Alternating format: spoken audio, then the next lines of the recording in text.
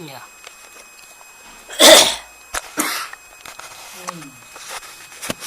अस्तित्व सिद्ध है मनस स्वरूपार्थ में उच्चता है। मन है ये बात सिद्ध हो गया। मन है ये बात कल अनुमान से भी सिद्ध कर दिया था आपने। इमतम ज्ञानम आत्मत्रयातिरिक्त साधारण कारण पूर्वकम सत्यमित तस्मिन् कादाचित्तत्वात् इति परिशेष अनुमान से मन के अस्तित्व सिद्ध कर दिया था। श्रुति ने तो स्पष्ट ही सिद्ध किया ही है। तो इसलिए क्योंकि मन यदि नहीं है न कुछ सुनाई देता न देखता है न कुछ है, अस्तित्व सिद्ध है।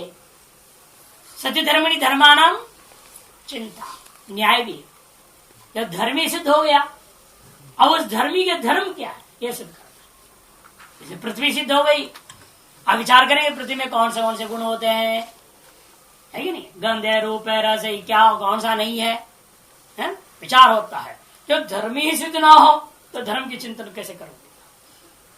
इसे सिद्धे सति सति धर्मिणी धर्माणाम चिंता इति न्यायात। इस न्याय के आधार पर मन के धर्मों का चिंता होगा। अभी स्वरूप का चिंतन हो रहा है। स्वरूपार्थमिते कामा संकल्प चिकित्सा इत्यादि। काम ने स्त्री व्यतिकराभिलाषादि ही, काम का तात्पर्य है स्त्री व्यतिकर अभिलाषादि।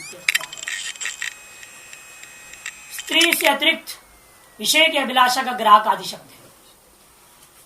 स्त्री व्यतिकर में स्त्री के साथ संबंध आदि की अभिलाषा आदि से लेना, क्या स्त्री नहीं अन्य पदार्थों की प्राप्ति की इच्छा, वो सारी चीजें काम शब्द से लेना।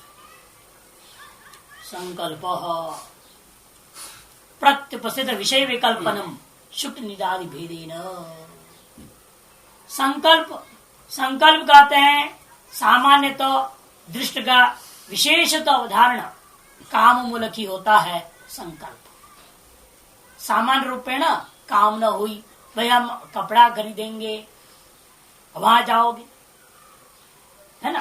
कामना हुई ना पहले कपड़ा खरीदने की, और ये भी मान लो कामना होगी सफेद कपड़ा खरीदना है, ठीक है, ये भी तय है। वहां जाने के बाद भी सफेद भी अनेक, वो अलग अलग क्वालिटी का डाल देगा भैया नहीं, कॉटन की, टेरिकॉट की या पॉलिस्टर की, ये वो दुनिया भर, उसे ज्यादा सफेद वाला, कम सफेद वाला, हल्का पीलापन वाला, अनेक प्रकार का डाल, उसमें से आप फिर संकल्प करोगे भाई यही हमको चाहिए। तो इसलिए काम पूर्वक ही हमेशा संकल्प होता है। पहले सामान्य विषय की इच्छा होती है, सामान्य तो दृष्ट जो पदार्थ होता है उसी को विशेषता अवधारण करने के लिए संकल्प होता है। प्रत्युपस्थित विषय विकल्पनम, प्रस्तुत जो प्रतिपस्थित जो विषय उसी विषय में विकल्प पूर्वक निश्चय करना, शुक्ल नीलादि भेदेन विचार करके ग्रहण करने का नाम संकल्प है। विचिकित्सा संशय ज्ञानम, विचिकित्सा कहते हैं संशय ज्ञान। श्रद्धा मन अदृष्टार्थेषु कर्मसु आस्तिक बुद्धि देवतादिषु च, श्रद्धा उसे कहते हैं अदृष्ट पदार्थ विशेष रूपेण कर्म में, शास्त्र में, गुरुवचनों में, देवतादियों में जो आस्तिक की बुद्धि है उसी को कहते हैं श्रद्धा। स्वर्ग आदि फल भी लेना, जितने भी अदृष्ट पदार्थ है, अदृष्टेशु इसलिए कह दिया और संकेत कर दिया आपको, अदृष्ट पदार्थों में आस्तिक की बुद्धि विशेष रूपेण जैसे कर्म है, देवता है, स्वर्ग है इत्यादि फल है। अश्रद्धा क्या है? तद विपरीता बुद्धि। अश्रद्धा कहते ठीक विपरीत बुद्धि। कर्म में आस्तिक की बुद्धि नहीं है, देवता आदि में आस्तिक बुद्धि नहीं है, गुरु आदि में आस्तिक बुद्धि नहीं है, स्वर्ग आदि में आस्तिक की बुद्धि नहीं है, ऐसे का नाम अश्रद्धा। ये भी मन का ही खेल है। धृति ही धारण देहाद्यवसादि उत्तम पर धृति का अनेक अर्थ होता है। यहाँ पर ले रहे शरीर का स्थिति का कारण, मन का धर्म में लेना है ना, इसे मन चंगा है तो शरीर भी चंगा रहता है या नहीं? मन उदास हो गया तो शरीर भी उदास पड़ जाता है, ढीला पड़ जाता है। इसे कहते हैं धारण में देहादि का अवसाद प्राप्ति, देहादि का अवसाद होने की प्राप्ति, गिरने की प्राप्ति या जो निढाल होने की प्राप्ति हुई, उस समय में मन अंदर से उत्साह भर के उत्तम बनम उसको उठा के रखता है। उसी का नाम धृति है। और धृति तो विपर्य हो, या जितना भी जोश भरो बुखार में आदमी तो क्या करेगा, ठीक है बोले नहीं पढ़ा रहेगा, वो धृति शक्ति काम नहीं करती है उस समय, चाहे जितना उत्साह वर्ध हो वहां काम नहीं करती है। बीमारी के कारण से वो अधृति वाला ही रहता है। धीर लज्जा, ठीक है क्या, लज्जा। धी ही प्रज्ञा, धी शब्द से लेना प्रज्ञा। प्रज्ञा सामान्य तो निश्चय ज्ञान का नाम प्रज्ञा, इसलिए संकल्प से भिन्न कर देना है। सामान्य तो निश्चयात्मक ज्ञान, विशेष तो निश्चयात्मक ज्ञान संकल्प है, सामान्य तो निश्चयात्मक ज्ञान धी है, प्रज्ञा है। भी मैंने भय, ये तो स्पष्ट। इत्येतदेवम आदिकम, इतने ही नहीं और भी इस प्रकार के जितने भी है वृत्तियां, मानसिक वृत्ति, तत्सर्वम मनएव, मनोमात्र तद्दैत, पहले बोल चुके हैं यह सारा संसार मनोमात्र ही है। अतएव जो कुछ भी वृत्ति है वह सब मन ही है। सर्वम मनएव, मनसो मन अंतःकरण से रूपाणी एवं एतानित्यर्थः, अंतःकरण के ही ये समस्त चीजें स्वरूप है समझो। निमित्त नैमित्तिक भाव से सामनाधिकरण पूर्वक सब व्यवहार हो जाता है।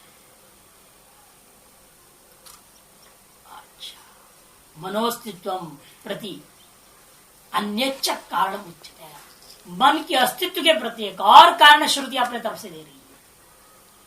क्या, तस्मात् मनो नाम अस्ति अंतःकरणम्, इसलिए भी मन नाम का एक अंतःकरण विद्यमान है।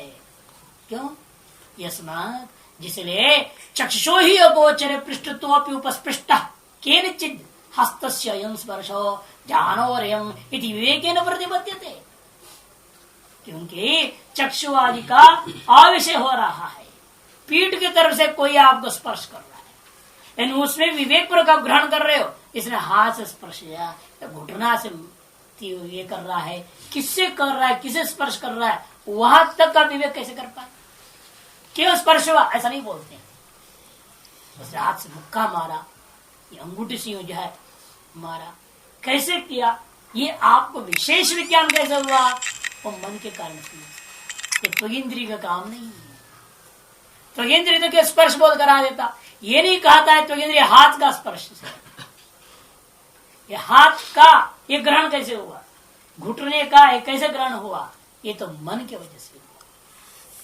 वे करें पृष्ठत्व भी उपस्पृष्ट हो, किसके द्वारा छुआ गया, लेकिन आप उसको निश्चय कर लिए, हस्तस्य स्पर्शो जानोरयं स्पर्शो इति विवेकेन प्रतिपद्यते, इस पर से विवेक पूर्वक ग्रहण करते।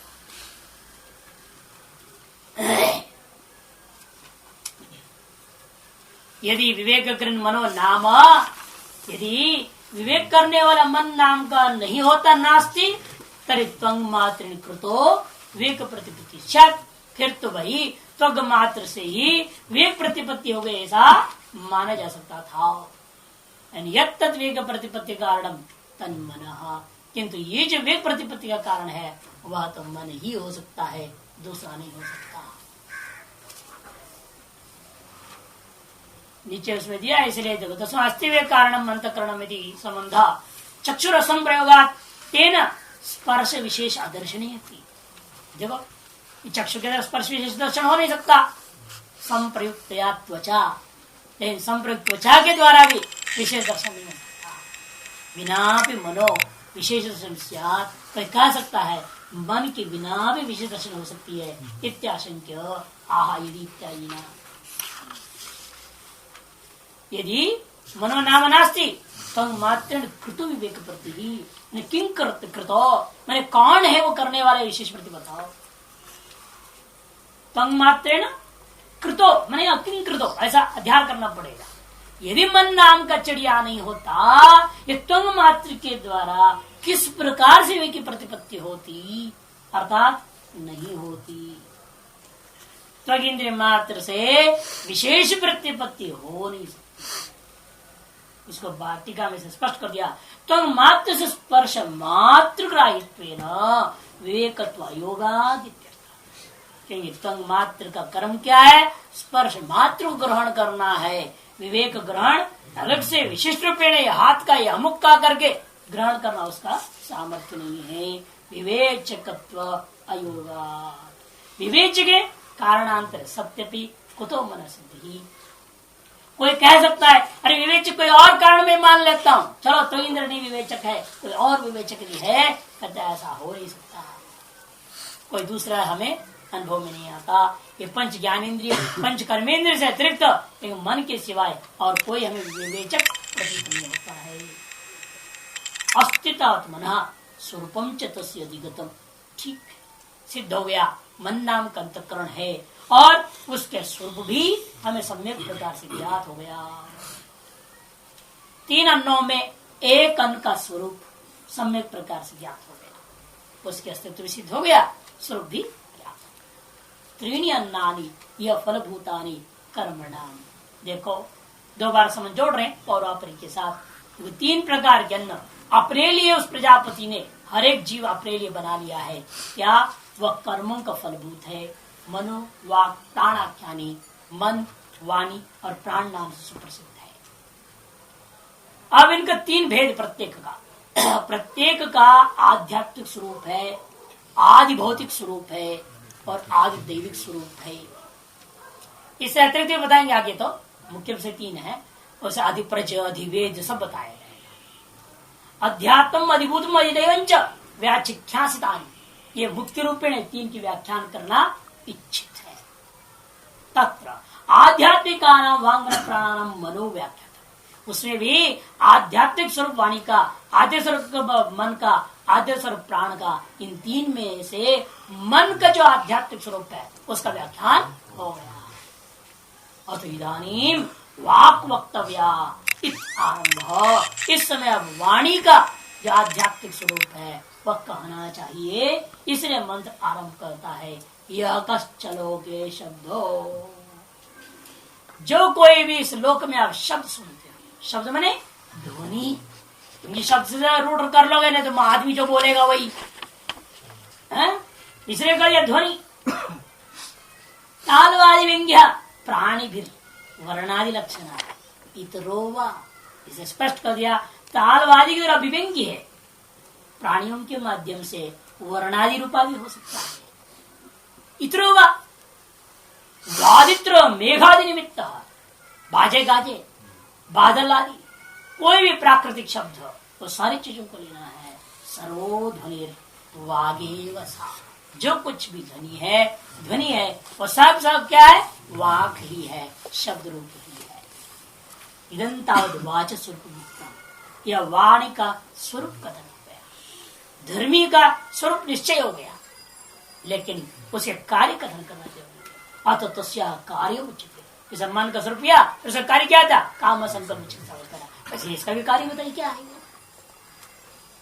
ईशा मने वाक, ही मने यस्मात्, अंतम, अंत मने अभिधेय अवसानम, अभिधेय निर्णय, आयता मने अंतता। ईशा ह्यै अंतम आगता है ना, वह था आयता, ऐसा था। उसके बाद ऐसा मने वाह, ही मने यस्मात्, जिसलिए ये जो शब्द का स्वभाव ही ऐसा है। इसका कार्य कैसा कार्य है इसका कि अभिधेय अवसानम, अंत मने अभिधेय पर्यंत, अभिधेय का निर्णय पर्यंत अनुगत होता है। ऐसा पुनः स्वयं नाभिधेयवत प्रकाश्या, विचित्रताएं है, ये सकल अभिधेय को प्रकाशन कर देती है और स्वयं अभिधेय के समान वो प्रकाश्य नहीं होती है, प्रकाशक ही हो, वस्तुओं का प्रकाशक ही है। एक किस दृष्टि से करे बात अलग चीज है, शब्द भी हमारे द्वारा प्रकाश आत्मदृष्टि है, लेकिन यहाँ वाक दृष्टि से विचार हो रहा है। वाक का भी प्रकाश कोई दूसरा है क्या? दूसरी वाणी। एक शब्द ने घटा नामक वस्तु जो था, घड़ा था, उसको प्रकाशित कर दिया घ और ट, इस शब्द ने घट, आपने घटा ये शब्द बोलते हो, इससे अभिधेय होते घट नामक पदार्थ प्रकाशित हो गया। ये शब्द उस अभिधेय का प्रकाशक है। विचार करना है, ये जो घट शब्द है, इस घट शब्द का भी प्रकाशक कोई दूसरा घट शब्द है क्या? उस घट शब्द का प्रकाशक कौन होगा? तीसरा होगा, तो अनवस्था दोष हो जाएगा। अभिधेय का प्रकाशक अभिधान है, तो इस अभिधान का भी प्रकाशक यदि अभिधानांतर माने लगोगे तो अनवस्था हो जाएगी। उस दृष्टिकोण से बात कही जा रही है, यानी कि शब्द प्रकाश नहीं है, वो दृष्टि नहीं कर रहे, साक्षी दृष्टि शब्द भी प्रकाश हो जाता है, वो बात यहाँ नहीं है। प्रश्न इतना है, अभिधेय भूता बाह्य पदार्थ है, उसको प्रकाशन आपने किया एक शब्द से, और उस शब्द में यदि प्रकाश्य हो जाए उसका कोई प्रकाश दूसरा मानना पड़ेगा। वो दूसरा क्या शब्द होगा? क्या यदि शब्द कहोगे, एक शब्द का प्रकाशन करने के लिए दूसरा शब्द होगा, दूसरे शब्द का प्रकाशन तीसरा शब्द होगा, तो अनवस्था। इस बात को ध्यान रखते कर ऐसा पुनः स्वयं नाभिधेयवत प्रकाश्या अभिधेय प्रकाशिका एव। सदा ही शब्द क्या होता है? अभिधेय का प्रकाशक ही होता है। क्यों? प्रकाशात्मक प्रदीपादिवत, प्रकाशात्मक होने के नाते प्रदीपादि के समान नहीं। प्रदीपादि प्रकाश प्रकाशांतरेण प्रकाश्यते, आ गया ना? क्योंकि प्रदीप आदि जो प्रकाश होते हैं, एक दीपक आपने जलाया किसी घड़े को देखने के लिए, अच्छा दीपक से घड़े को देखा, अब उस दीपक को देखने के लिए कोई दूसरा दीपक जलाओगे क्या? जलाना पड़ेगा। क्यों? क्योंकि भाई घड़े को देखने के लिए मैंने दीपक को जलाया, अब दीपक को देखने के लिए कोई और दीपक जलानी पड़ेगी। ऐसे करोगे जरा अनवस्था दोष हो जाएगा। उसी प्रकार यहाँ पर भी है, घड़ा को जानने के लिए हमने घटा ऐसा शब्द प्रयोग कर दिया है कि नहीं? घड़ा नामक पदार्थ को प्रकाशन करने के लिए प्रकाशक भूता घट शब्द को प्रयोग हमने कर दिया अभिधान को। उस अभिधान को भी प्रकाशन में दूसरा करने लग जाओ तो अनवस्था दोष हो जाएगा। इसलिए प्रदीप के प्रकाश के समान इन शब्दों को समझो। तद्दत वाक् प्रकाशिका एव स्वयं न प्रकाशिया इति। इसीलिए प्रदीप प्रकाशन के समान यह वाक् में क्या है? प्रकाशिका ही होती है, स्वयं कभी प्रकाश नहीं होती। इति अनवस्था श्रुति परिहरती। इस तरह से कोई अनवस्था आशंका यदि करता तो स्वयं श्रुति उसकी परिहार करते हुए कह रही है। क्या कह रही है? ऐसा ही न इति न प्रकाश्या इत्यर्थः। ये शब्द कभी प्रकाश्या नहीं होती है। प्रकाश का तुम एव वाचक कार्य कहने तो वाणी का कार्य है पदार्थों को प्रकाशन करना, यही उसका काम है। वह कभी प्रकाश नहीं होती। इस प्रकार से वाणी का आध्यात्मिक स्वरूप और उसका कार्य कथन हुआ। अथ प्राण उच्यते। अब प्राण का स्वरूप और कार्य क्या, लेकिन उल्टा पहले कार्य बताएंगे विशेष, फिर स्वरूप में ले जाएंगे। प्राणो प्राण अपान उदान समान ज्ञान था ना। प्राण मने मुखनासिका संचर्या हृदय वृत्ति प्रणयनात्। मुखनासिका संचरण करता हुआ हृदय पर्यंत जिसकी वृत्ति है, यहां से लेकर हृदय पर्यंत जिसकी वृत्ति है, प्रणयन करता है निरंतर, इसलिए उसका नाम प्राण हो गया। या वायुवृत्ति तथा प्राण शब्द प्रवृत्त निमित्तम महा, क्योंकि प्रणयनाथ हेतु क्या है? प्रणयनाथ पुरता निस्सरणादि क्या सबको सुस्पष्ट रूपेण अनुभव का विषय बनता हुआ निस्सरण होता है। श्वसन और प्रश्वसन सभी के अनुभव सिद्ध है। इसी को लेकर कह प्रणयनाथ प्राण हो। अपनयनाथ अपनयन करने से क्या चीज को अपनयन करता है? मूत्र पुरुष आदि अपनयनाथ, मूत्र पुरुष आदि का अपहरण करने के कारण से अपानो। और दूसरी बात अधोवृत्ति अनाविस्थान। कहाँ है ये स्थिति बता रहे? नाविस्थान तो अधोवृत्ति, नाविस्थान से लेकर के नीचे की ओर उसकी वृत्ति बना रहता है, उसका नाम अपान वायु है। व्यानो व्यायमन कर्मा, विशेष प्रकार का सकल व्यायमन विशिष्ट आयमन कर्म करने वाला व्यान है।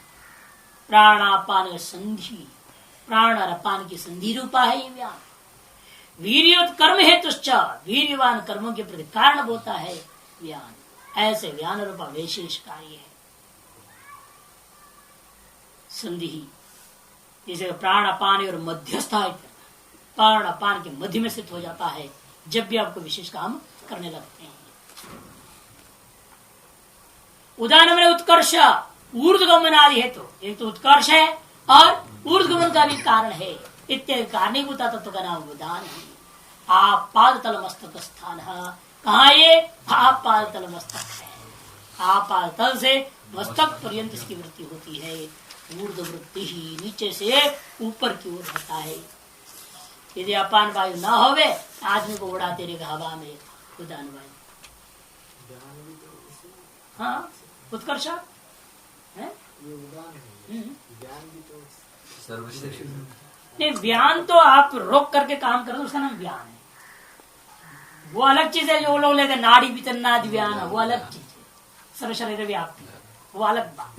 नाड़ियों के अंदर घूमने, ये दूसरे ढंग से ले रहे हैं ना, क्रिया को अलग कार्य ले रहे हैं, जो वेदों में मंत्रों में आया हुआ आधार पर ले रहे हैं। पहले भी आया था एक जगह पर कि वीरवत्तर कर्म करने के लिए आजिश शरणम इत्यादि दृष्टांत दिया था, उसके लिए ज्ञान का काम है। उसका क्या होता है, रोकते हैं। कोई वजन उठाते क्या करते हैं, तुरंत श्वास रोकते हैं, प्राणापान रुक गया, उसके संधि में ज्ञान जो कार्य करते हुए आपको वजन को उठा के चलने में मदद करता है। और जब तक आप चल पाएंगे नहीं तो फिर क्या, फिर रखना पड़ता है, थोड़ा लंबी श्वास है, ढंग से लेनी पड़ती है, फिर उठाना पड़ता है। वो ज्ञान का काम, उस दृष्टि से यहाँ बात का।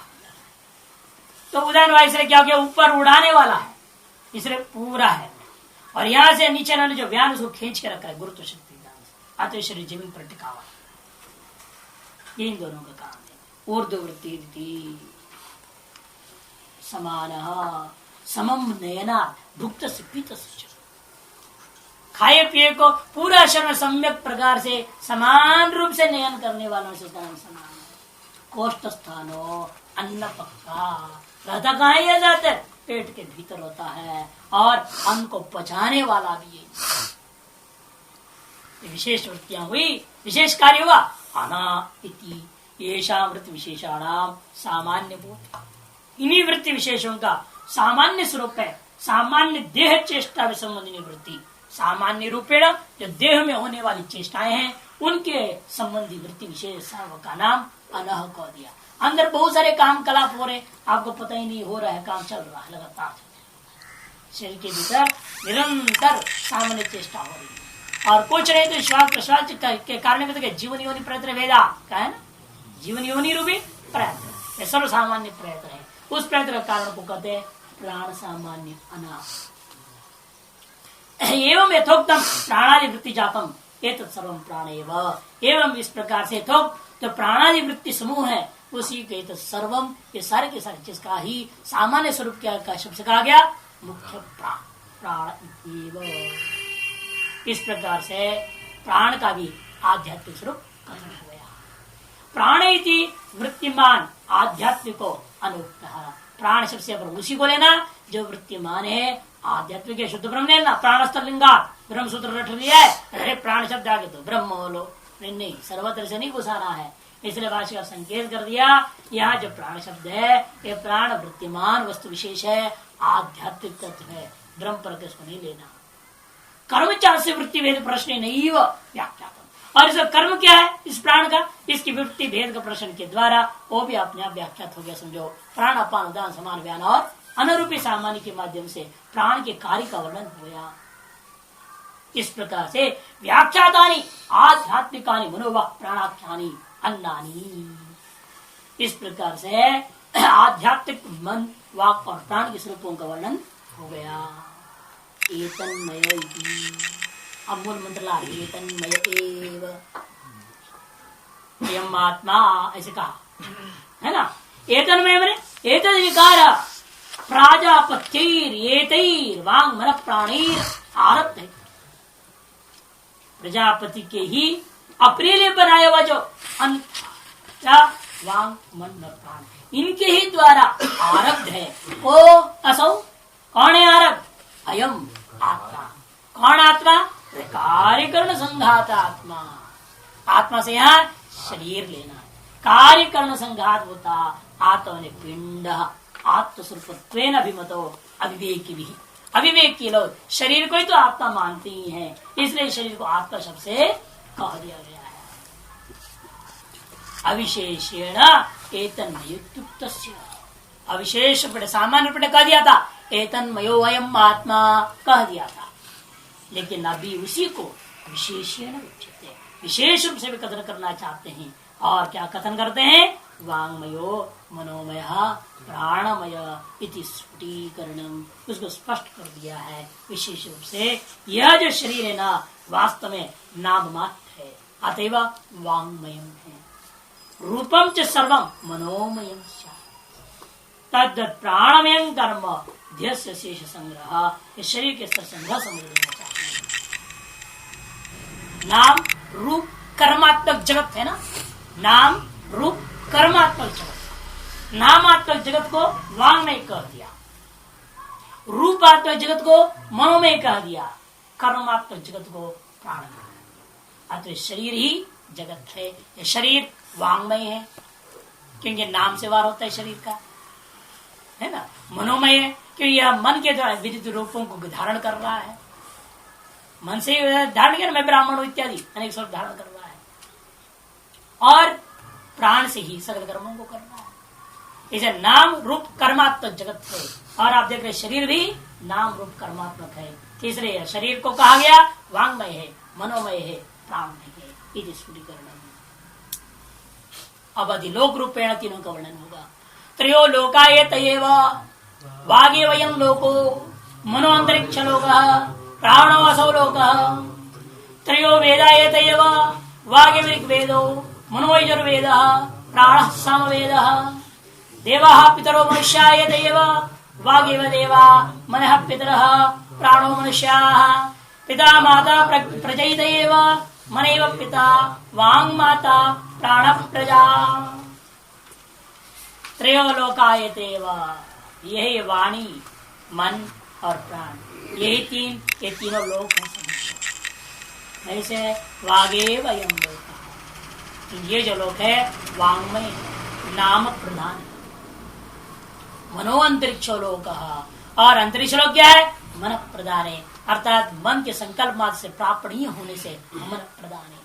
प्राणो असो लोक, जो द्व्योलोक स्वर्ग आदि है वह प्राण प्रदान है क्योंकि कर्म प्रदान होने से, कर्म से अवसर को प्राप्त कर सकते हैं। अतएव त्रयो वेदा एतेव, ये तीनों वेद भी यही तीन है, वांग मन और प्राण। वागे ऋग्वेदो मनो यजुर्वेद प्राण सामवेद।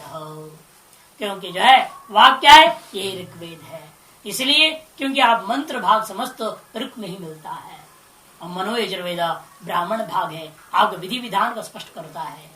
और प्राण सामवेद कर्म प्रदान होकर के सामगान जब पुण्य होता है तो वह प्राण सामवेद कर दिया।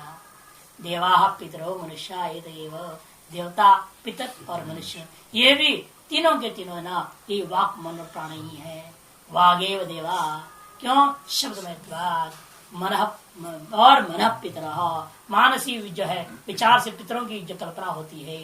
प्राणो मनुष्य, कर्म से विशिष्ट होकर स्वयं मनुष्य से संबंध होता है, अतः प्राणो मनुष्य। पिता माता प्रजा, ये देव पिता माता और प्रजा, ये भी यही तीन है, वांग मन और प्राण। इसको अधिप्रज कर दो, अधिलोक, अधिवेद, अधिदेव और अधिप्रज। मन एव पिता वांग माता प्राण प्रजा। भाष्यकार तेषामेव प्राजापत्यानाम अन्नानाम आदि भौतिको विस्तारो अधिविधीयते। उसी जो प्राजापत्य है, प्रजापति से उत्पन्न जो अन्न है अपने लिए बनाया हुआ, उन्हीं तीन अन्नों का आदि भौतिक स्वरूप को विस्तार में विभाग कर दिया। अधिलोक, अधिवेद, अधिपितर, अधिप्रज रूपेण, ये सब आदि भौतिक स्वरूप को विस्तार है। त्रयोलोका भूर्भुस्व इत्याख्या एते वांग प्राणाः तत्र विशेष वागे वयम लोको मनोन्तरिक्ष लोकः प्राणलोक इति। सीधे सीधे वागादिनम आध्यात्मिक विभूति प्रदर्शन अनंतरम आदि भौतिक विभूति प्रदर्शनार्थम उत्तर ग्रंथ। ये सब उनके विभूति स्वरूप है, समझना। वाणी मन और प्राण के विभूति है ही। आपने आध्यात्मिक विभूतियों को देखा, अब आदि भौतिक विभूतियों को देख रहे हैं। इन विभूतियों को जाने बिना जो है ना आगे उपासना परिपूर्ण नहीं, सप्तान्न ब्रह्मोपासना जो आप करने जा रहे हैं वह सम्यक नहीं हो सकता है। और इनको पूर्ण रूप में जाने बिना से वैराग्य भी नहीं होगा। आपको ये जानना जरूरी है, नाम रूप कर्मात्मक जगत अर्थात वांग मन प्राणात्मक जगत है। अतएव सब कुछ अनित्य ही है। क्योंकि आप देख रहे हैं नाम अनित्य, रूप अनित्य, कर्म भी अनित्य। जब नाम रूप कर्म अनित्य देख रहे हो तो उससे अभिन्न ये समस्त लोक है, समस्त विजय, समस्त चीजों को बता दिया। अतः समस्त में क्या है? अनित्य है। इसके चक्कर में क्यों पढ़ना? वैराग्यार्थ तो इसको विस्तार से समझाया जा रहा है, पहले बोल चुके हैं। त्रयोलोका भूर्वस्व तथा त्रयो वेदा इत्यादि वाक्यानि ऋज्वरदानी, इन सब के अर्थ अपने आप स्पष्ट है, इसलिए कहने की जरूरत अतिरिक्त कुछ विशेष नहीं करना है। विज्ञातम विजिज्ञासम अविज्ञातम एतएव यत्किंच विज्ञातम वाचस्तद्रूपम वाग्य विज्ञाता वाग्यनम तद्भूत्वावती यत्किंच विजिज्ञासम मनस्तद्रूपम मनोह विजिज्ञासम मन एव एनम तद्भूत्वावती यत्किंच अविज्ञातम प्राणस्तद्रूपम प्राणो हि अविज्ञातः प्राणेन तद्भूत्वावती। इस प्रकार कहते हैं विज्ञात, विजिज्ञास्य और अविज्ञात, ये तीनों वास्तव में वाक मन और प्राण रूप ही है। क्योंकि यत्किंचित विज्ञातम वाचस्तद्रूपम, जो कुछ भी आप जानते हो वह शब्द रूप ही और कुछ नहीं। क्योंकि आप जानते हैं, ये कैसे पता चलता है? क्योंकि आप बोलते हैं, नहीं बोले तो क्या मालूम आप जानते। इसलिए जो आजकल बहुत सारे लोग उपाय बन गया महात्मा के लिए, जो अनपढ़ होते हैं, जो कुछ जानते ही नहीं, आ गया तो जब मौनी बाबा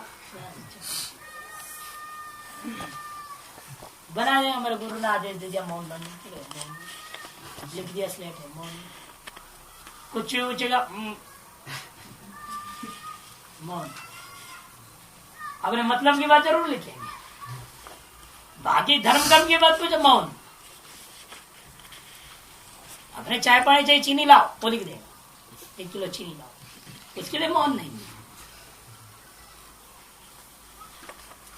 पाखंडी नहीं। इसलिए आप जानते हैं कोई चीज तभी पता चलता है जब उस विषय पर आप पूछने पर जवाब आप देते हो। इसलिए वाचस्तद्रूपम वाग ही विज्ञाता, इसलिए वास्तव में शब्द ही विज्ञाता है, समझो। इस प्रकार विज्ञातृत्व रूपी विभूति को वाणी में जो जानता है उस उपासक को एनम उपासकम वागेव तद्भूत्वा, विज्ञातृत्व रूपेण वाक ही शब्द ही उसकी निरंतर रक्षा करता है। यत्किंच विजिज्ञासम मनसस्तद्रूपम, जो कुछ भी विशेष स्पष्ट से जानने योग्य रूपेण अभिष्ट है आपके लिए, वह सब क्या है? मन का रूप है। मन ही ऐसा है जो हर चीज को जानना चाहता है। ये क्या है, ये क्या है बोलते हैं, हर चीज को जानना चाहता है। इसलिए मन विज्ञास्य रूप ही है, मन की विभूति है विज्ञास्यता। इसलिए मनसस्तद्रूपम मनो ही विज्ञास्यम, क्योंकि मन ही यस्मात् मन एव विज्ञास्य स्वरूपम भवति।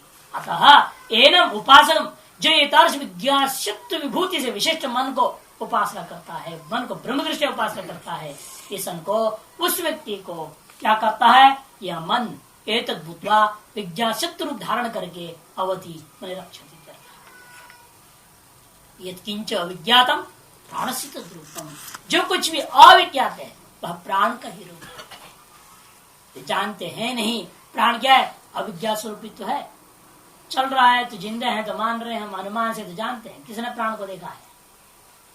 प्राण को किसने देखा? किसने नहीं देखा। लेकिन सबकी तरह पता है भाई हम जिंदे हैं, श्वास चल रहा है और नाड़ी भी देखते हैं, जिंदा है, ठीक है।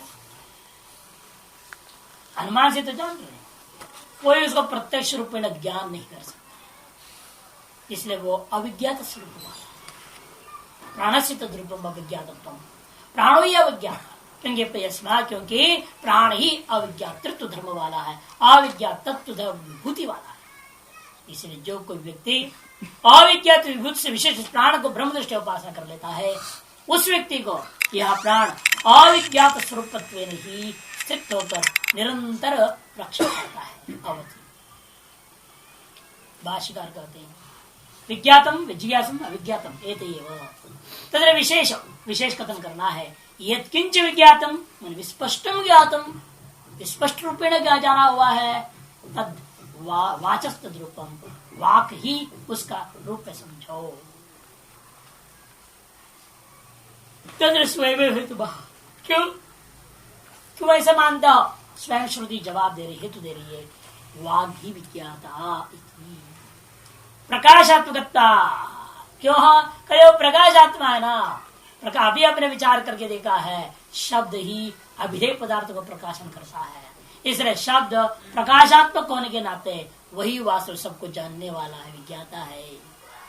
खत्म अविज्ञाता भवेत या अन्यानपि विज्ञापयति। खत्म अविज्ञाता भवेत या अन्यानपि विज्ञापयति। अरे वो अविज्ञाता कैसे हो सकता है? जो दूसरे को भी विज्ञान करा देता है वह कभी अविज्ञाता हो नहीं सकता है। खत्म आक्षेप खत्म अविज्ञाता भवेत या अन्यानपि विज्ञापयति। अरे दीपक कैसे अंधकार में पड़ जाएगा? जो दूसरे को प्रकाशित कर रहा है दीपक, वो स्वयं अपने आप को अंधकार में पड़ जाएगा क्या? यदि दीपक स्वयं अंधकार रूप हो जाए तो दूसरे को प्रकाशित नहीं करेगा। जो दूसरे को प्रकाशन करता है वह स्वयं अंधकार रूप नहीं हो सकता है। इसलिए जो दूसरे को का विज्ञान कराता है वह स्वयं अविज्ञात रूप हो नहीं सकता है। जिसलिए यह शब्द सारी चीजों को प्रकाशन करता है, सभी का विज्ञान करा रहा है, अतएव शब्द कभी अविज्ञात स्वरूप हो नहीं सकता। इसी को कथम अविज्ञाता भवेत या अन्यानपि विज्ञापयति। जो दूसरों को भी विज्ञापन कराने वाला, बोध कराने वाला है, वो स्वयं अविज्ञाता कैसे हो सकता है? अर्थात नहीं हो सकता है। वाचा वै सम्राट बंधु प्रज्ञायत इति वक्ष्यते। क्योंकि हे सम्राट बंधु, हे सम्राट वाचा वै बंधु प्रज्ञायते, ऐसे आगे में कहने वाले भी हैं। इति ही वक्ष्यते। 4:1-2 में चौथे अध्याय प्रथम जो ब्राह्मण का दूसरी कंडिका में बोलने वाले हैं। वाचा वही सम्राट बंधु प्रज्ञायते। वाणी की हे सम्राट संबोधन है, वो एक पद बना दे, गलत है। हे सम्राट अलग है। वाचा वही बंधु प्रज्ञायते, वाणी के द्वारा ही आए गए जाने जाने वाले सभी बंधुओं को बोध कराया जाता है, किया जाता है, कराई जाती थी। वक्षति वाग विशेष विधा इदम फलम उचित है।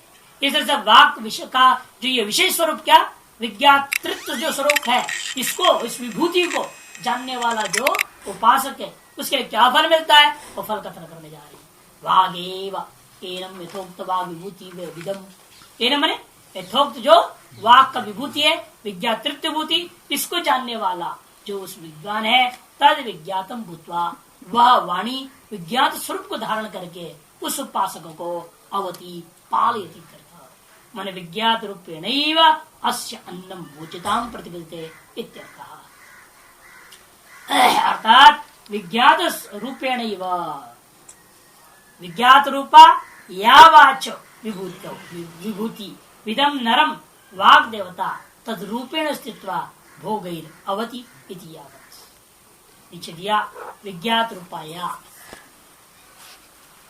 वाचा विभूति विधम नरम, विभूति वेत्ता को उस मनुष्य के प्रति वाग देवता रूपेण, वाग देवता क्या करेगा? तद रूपेण विज्ञात स्वरूप से ही उसको सदा अन्न रूपी भोग करेगा। अविज्ञात रूपेण कभी वो अन्न का भक्षण करने वाला, मैं तो स्व विषय को उपभोग करने वाला नहीं हो सकता। पहले विचार था ना, वो हमेशा क्या होगा? वो अन्न के तरफ भोज्य नहीं होता है, वो अत्ता ही रह जाता है, वो कभी अद्य नहीं होता। उसको दूसरे शब्दों में कह दिया, विज्ञात होकर के ही वो अन्न को खाने वाला होता है। अविज्ञात होकर एकदम आंख बंद कर धड़ धड़ धड़ धड़ खा गया, ऐसा नहीं होता। बस आया माल छकना चालू नहीं। हे सोचो समझो विचार करो, विधि विधान क्रम से ढंग से पाओ, नहीं कुछ नहीं। वो अविज्ञात रूपेण अन्न को खा रहा है, अतएव अन्न क्या करेगा? उसको खा जाता। क्या विज्ञात रूप नहीं वो खाने वाला होगा? जो व्यक्ति विज्ञातृत्व स्वरूप वाला, विभूति वाला इस वाणी को उस रूप से उपासना कर लेता है। यथा यत्किंच विजिज्ञास्यम विस्पष्टम ज्ञातुम इष्टम, विस्पष्ट रूप से जानने के लिए इच्छित है, उसका नाम विजिज्ञासा। तत्सर्वम मनसो रूपम, वह सब कुछ मन का स्वरूप समझ। क्यों? मनो ही अस्मात् संधीयमान आकार विजिज्ञासा होती है, क्योंकि मन ही संधीयमान आकार वाला है, संधेय रूपी आकार वाला होता है। ऐसा है कि वैसा है कि कैसा है कि क्या है क्या नहीं है, ऐसे जानने की इच्छा उसके सदा ही चलते रहता है। इसलिए मन का स्वरूप विजिज्ञास स्वरूप है। पूर्वत मनोविभूति विदा, पूर्वत यहाँ पर भी समझ लेना, मन के इस विभूति को जान करके इस विभूति से विशिष्ट मन को ब्रह्म उपाधिक वाला उपासना करता है, उसका फलम मन एनम, उसका फल यही है। मन जो है ना उस उपासक को तद विजिज्ञास्यम भूत्वा, उस उपासक के प्रति विजिज्ञास्य रूपेण ही अवति विजिज्ञास्य स्वरूपेण अन्नत्व प्रत्यय, विजिज्ञास स्वरूप से ही उसके प्रति अन्नत्व को प्राप्त करता है। कभी वह अद्य नहीं हो पाता, ये अत्ता नहीं हो, मन अत्ता नहीं होगा, वह उपासक अत्ता रहेगा और मन सदा उसका अद्य ही होगा। ओम